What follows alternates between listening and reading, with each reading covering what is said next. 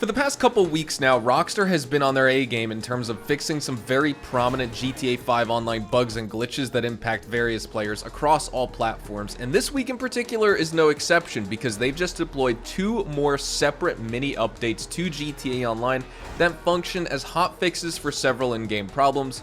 Welcome back to the channel, everyone, and thank you so much for stopping by. Today on the show, we're going to be breaking down all of the 9 new game fixes and gameplay changers that Rockstar secretly featured and introduced in their 2 recent mini updates to GTA Online, considering they haven't posted the patch notes for these, but I have the intel for you.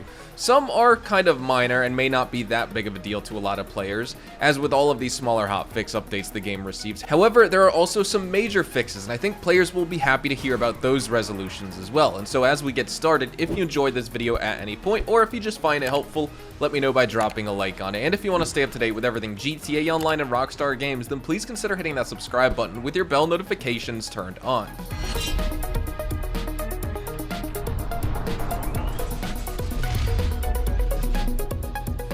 So let's discuss all the patch notes of the first mini hotfix update that Rockstar deployed this week. Firstly, an annoying bug has been fixed that caused the AutoShop client delivery vehicles to vanish. Players have been facing these issues with custom orders being bugged for a while now, which has led to a lot of frustration amongst the community, especially for those who invest a lot of time into customizing these vehicles for that extra edge and personal touch so they could sell for the maximum money without any price deductions. Now, this fix should bring relief and a smoother experience in the AutoShop transactions, but I do have an additional note on that, but let's first go through all the other fixes. Another fix addresses the vanishing nightclub chair issue that trapped players inside of the nightclub without the ability to exit. This could have been particularly bothersome for those players out there who wanted to quickly get back into the action during their money grind, but then they got hosed up with this issue and found themselves caught in this odd state of limbo, which would then force them to load into a new session or restart the game entirely. Now, this update also resolves a bug where missions initiated from the nightclub or the vehicle warehouse computers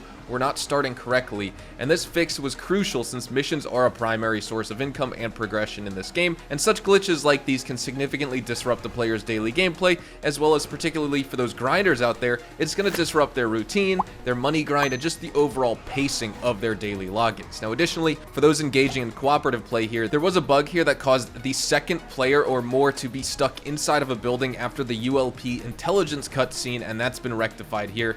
This should definitely enhance the cooperative gameplay side of things and allow players to smoothly continue this mission together without the cutscene to gameplay transition issues that they were encountering. And lastly, this mini update also eliminates 2 glitches that were likely impacting the in-game economy. We have the Acid Lab dupe glitch as well as the account duplication glitch. Now, both of these exploits allowed players to duplicate items or game currency, which obviously severely affects the game's balance and economy if lots of players are engaging with it. And with these patches, Rockstar is continuing their own efforts to keep players playing the game in a fair way, while also indirectly encouraging players who may have desperately wanted to take advantage of these exploits to perhaps buy the premium shark cards that Rockstar offers. Now, we usually see these glitches and exploits like this patch first and foremost before anything else that negatively impacts the player gets resolved here. Now, in addition to those fixes like we just talked about, I said I had an update on the AutoShop client deliveries. There has been a specific update with that, but this particular issue was really only fixed for console players. So fortunately, now the AutoShop client deliveries work as intended for players on PlayStation and Xbox consoles.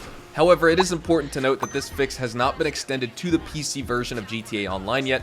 TezFun2, a well-known Rockstar insider and enthusiast and data miner, has provided this crucial update to us, along with the patch notes of everything else we're discussing in this video, and his insights are highly valued in the community for their accuracy and timeliness, and the PC gaming community, which includes many dedicated players, is still waiting for a resolution here, and as a PC player myself, I can definitely share in that frustration that comes with encountering this bug here. Interestingly enough though, mine's actually fixed, so maybe it's not globally available on PC and not all players had this bug fixed, but it is fixed for me because I've had an issue with vehicle bay number 1 in my AutoShop for years, ever since I really started playing on PC, and now that issue is no longer there, and I could sell both cars in those vehicle bays as long as I customize them and deliver them to clients or have staff deliver them. So thankfully it's fixed for me on PC. Let me know in the comments if you're still encountering those issues. So that was the first mini update that went live. Of course, Rockstar didn't have the patch notes included in their Rockstar support page, and that's why I'm calling it a secret update, because not many players would even know had they not watched this video or someone else make a video on it. But Rockstar didn't stop there this week. They actually updated their game with one more new mini update,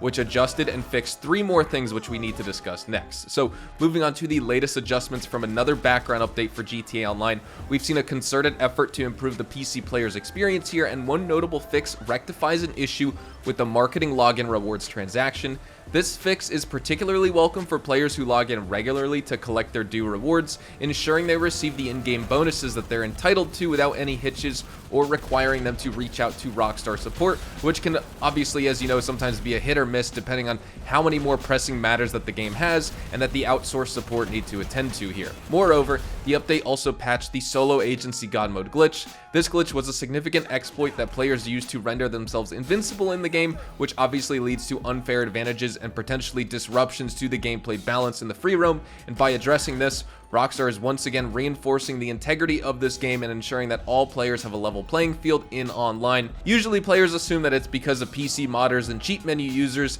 that's why we have God mode players on the game, but if you're on console, there are no cheat menus, and so it's up to cheaters using different exploits like God mode and off-radar exploits for free roam griefing and other crew wars. Now lastly, this update also patched out the Mobile Operations Center give cars to friends glitch. This was another exploit that players were using to dupe vehicles, which obviously could be sold for in-game currency, and by eliminating this exploit, I think they angered a lot of people. The glitching community within GTA often has a complex relationship with Rockstar's patch updates, like this one in particular. I think Give Cars to Friends is a prime example because this particular glitch is a cornerstone for the glitching community because it enables players to transfer ownership of many different high-value vehicles to one another, which then can be sold for a significant amount of in-game dollars. Now, for many in the glitching community, the use of such methods isn't about just getting the easy money. It's become a subculture, I feel like, within the game. They often view these methods as a way to bypass what they see as a grind-heavy economy that demands a substantial time investment on their part. Therefore,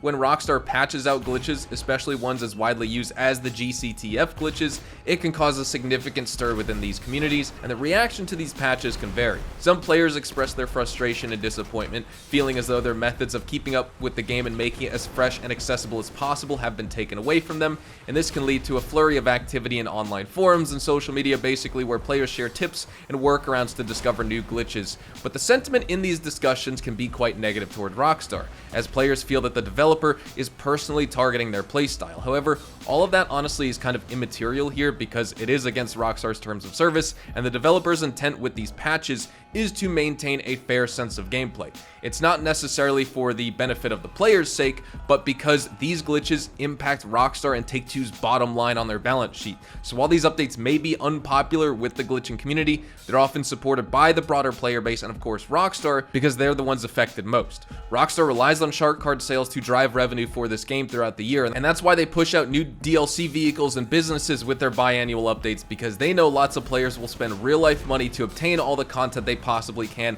day one or as early as possible when a new expansion drops, and so any workaround or unintended way to cheese money from the game is obviously going to get targeted with the utmost priority for them since it is their game. I just wish other issues and subsequent fixes had such urgency tied to them as well, but right now it is what it is. So overall, when it comes to this week's twin hotfix update for GTA Online, Rockstar has implemented several key changes aimed at enhancing our game here. The patches addressed a series of bugs, notably the disappearance of Autoshop client delivery vehicles and the glitch outs that would occur with them, the nightclub chair glitch, alongside mission launch issues from the nightclub and vehicle warehouse computers. Fixes have also been rolled out for console players, while PC gamers kind of await similar resolutions when it comes to some of those. Moreover, the updates also eliminated significant glitches, such as the solo agency god mode glitch, as well as the MOC give cars to friends dupe, clamping down on exploits used predominantly for generating in-game currency. Now, as I stated in my mini update video from last week, where we also received 2 other hotfix editions spread throughout the week, I said that I was really happy to see Rockstar on top of some of these issues, and while they usually do it right after a DLC update releases,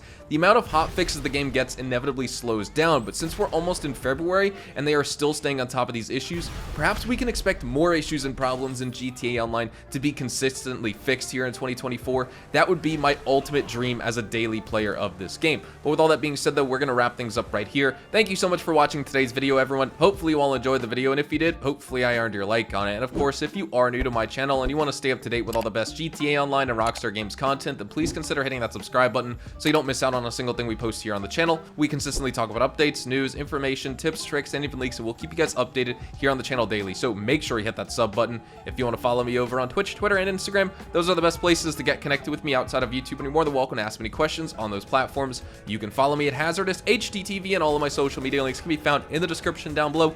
With all that being said, thank you all so much for watching once again. Hopefully you all have a fantastic day, and I will see you guys in the next GTA Online video. Adios, amigos.